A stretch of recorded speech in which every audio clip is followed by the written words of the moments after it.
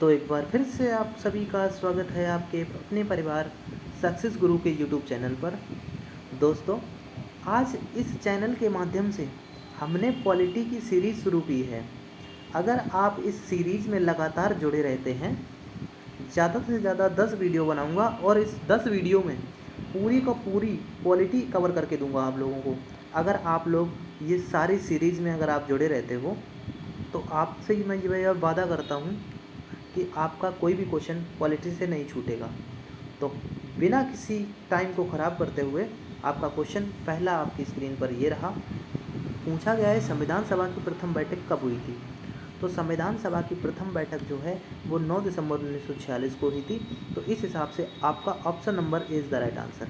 ठीक है, अगला क्वेश्चन शुरू करते हैं। अगला क्वेश्चन पूछा गया है, कह रहा है कि संविधान सभा में अस्थायी सदस्य के रूप में किसको नियुक्त किया गया था। तो अस्थायी रूप से सच्चिदानंद सिन्हा को किया गया था नियुक्त। ठीक है, अस्थायी रूप से। और स्थायी रूप से किसे किया गया था ये आप लोग हमें कमेंट में बताएंगे। अगला क्वेश्चन, तीसरा क्वेश्चन आपकी स्क्रीन पर है। पूछा गया है प्रारूप समिति के अध्यक्ष कौन थे। प्रारूप समिति के जो आपका ऑप्शन नंबर है बी एन राव, दूसरा है जे वी कृपलानी, तीसरा है सरदार वल्लभ भाई पटेल, चौथा है भीमराव अम्बेडकर। तो आप बताएंगे। तो इस क्वेश्चन का option number D is the right answer. Bhimrao Ambedkar जो है वो प्रारूप समिति के अध्यक्ष थे। ठीक है, अगला क्वेश्चन देखते हैं। पूछा गया है संविधान सभा के स्थायी सदस्य कौन थे। ये लो, मैंने अभी आपको बोला था कि कमेंट में बताना, लेकिन वो तो यहीं पूछ लिया गया है। तो स्थायी सदस्य कौन थे, ये तो डॉक्टर भीमराव अम्बेडकर। ठीक है, संविधान सभा के स्थायी सदस्य जो है वो भीमराव अम्बेडकर थे। ठीक है, अगला क्वेश्चन देखते हैं। अगला क्वेश्चन पूछा गया है कि संविधान सभा ने अंतिम रूप से संविधान को पारित कर दिया था, मतलब कब किया था, संविधान कब पारित हुआ था। तो संविधान अपना जो पारित हुआ था वो 26 जनवरी 1950 को हुआ था।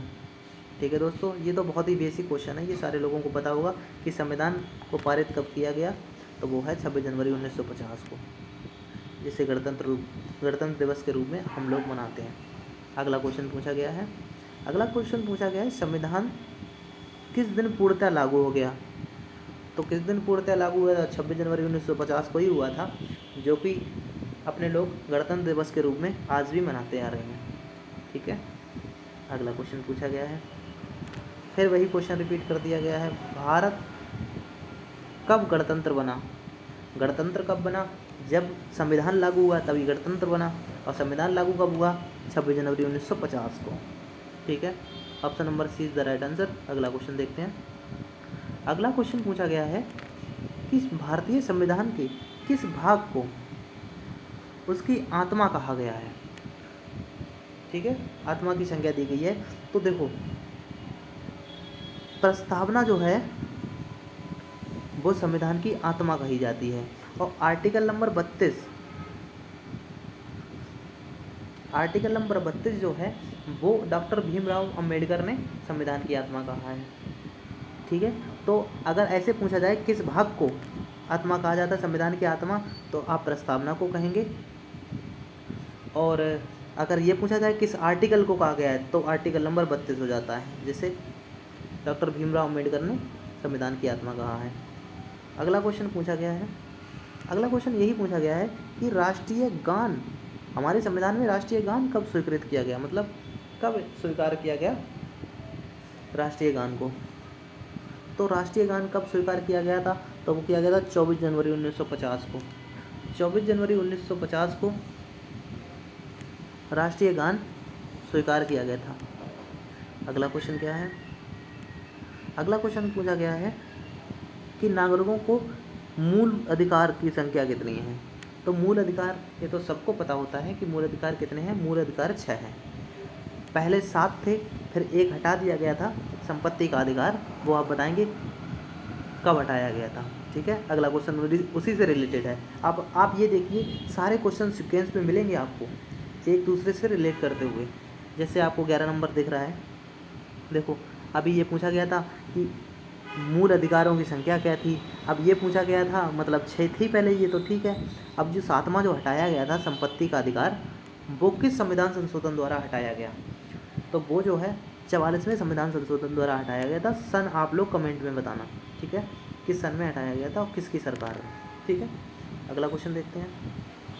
अगला क्वेश्चन पूछा गया है कि मूल अधिकारों का रक्षक किसे कहा जाता है, मतलब मूल अधिकारों की रक्षा कौन करता है। तो मूल अधिकारों की रक्षा जो है वो सर्वोच्च न्यायालय भी करता है, उच्च न्यायालय भी करता है, संसद नहीं करती है। संसद का काम है सिर्फ कानून बनाना, ठीक है।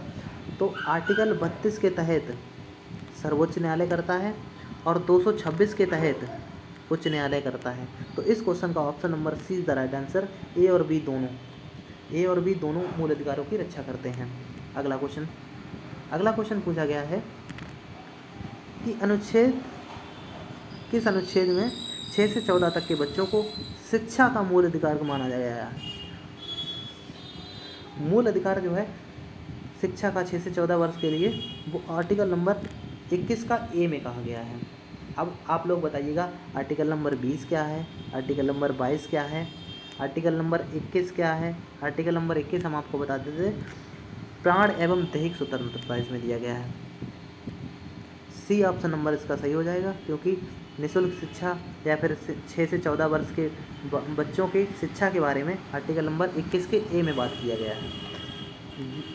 20 में क्या है आप लोग बताइएगा। 20 में जो है आप लोग कमेंट करके बताइएगा, ठीक है दोस्तों। और 22 में भी बताना है आपको।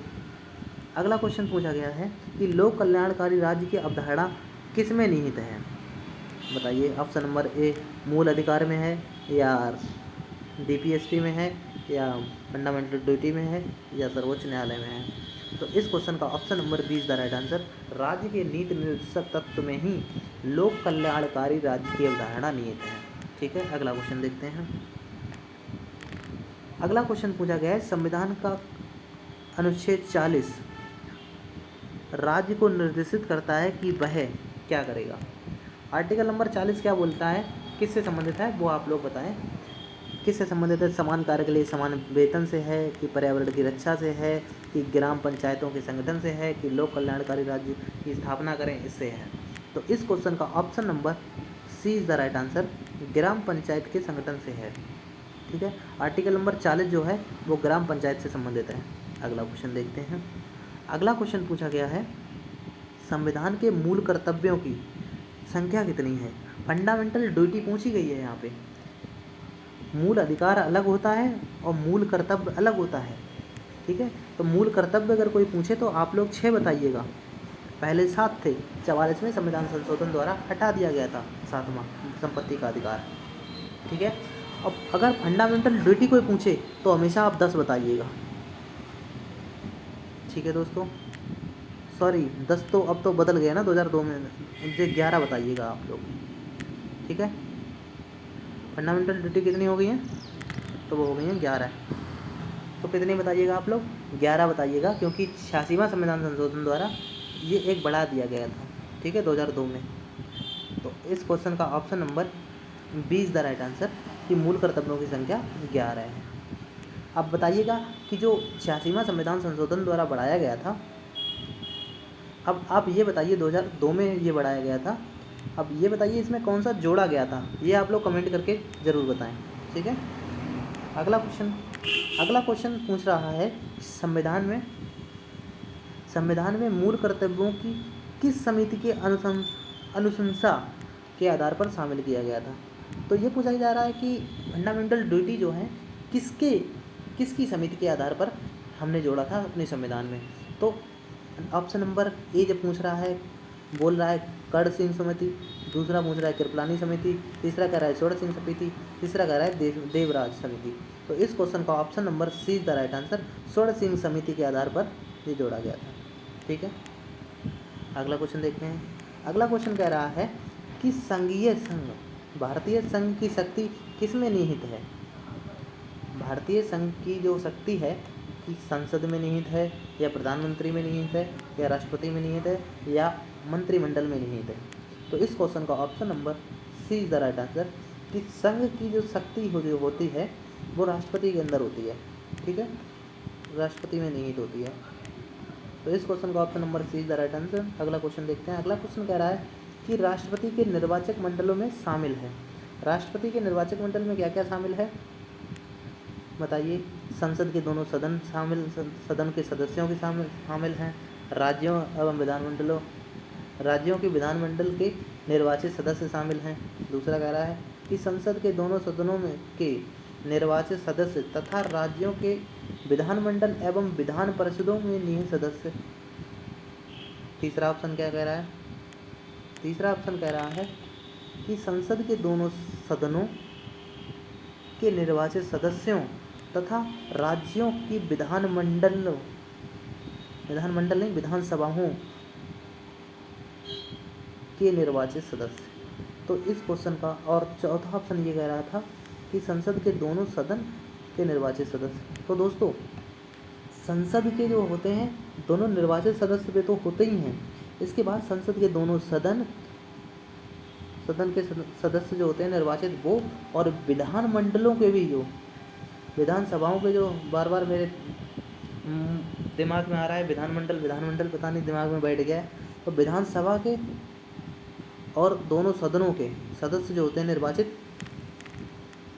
वो राष्ट्रपति के निर्वाचक मंडल में शामिल होते हैं। निर्वाचक मंडल क्या मतलब? राष्ट्रपति के चुनाव में कौन कौन शामिल होता है ये कहना चाह रहा है। तो राष्ट्रपति के चुनाव में देखो सभी लोकसभा, आप लोग इसे छोड़िए, आप कंफ्यूज हो गए होंगे, तो मैं आपको बताता हूँ निर्वाचन मंडल में कौन कौन शामिल होता है।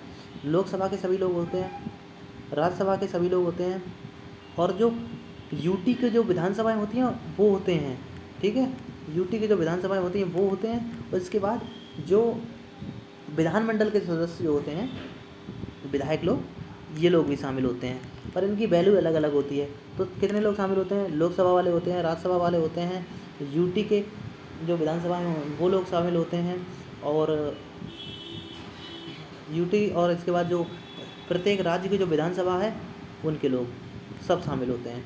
ये लोग वोट करते हैं तब राष्ट्रपति का चुनाव होता है। तो इस क्वेश्चन में option number C is the right answer. आप इस लैंग्वेज को छोड़िए, इसमें आप कंफ्यूज हो जाओगे, मैंने जो आपको बताया वो आप याद रखिएगा। तो दोस्तों बने रहिए हमारे साथ। आज की सीरीज़ में बस 20 क्वेश्चन थे, अगली सीरीज़ में और 20 क्वेश्चन होंगे। वादा करता हूँ कि आपका कोई भी क्वेश्चन छूटने नहीं दूंगा अगर आप मेरे साथ ऐसे ही 10-12 मिनट देते रहें, और मैं आपकी पॉलिटी को तैयार करा दूँगा। ठीक है, जय हिंद, जय भारत।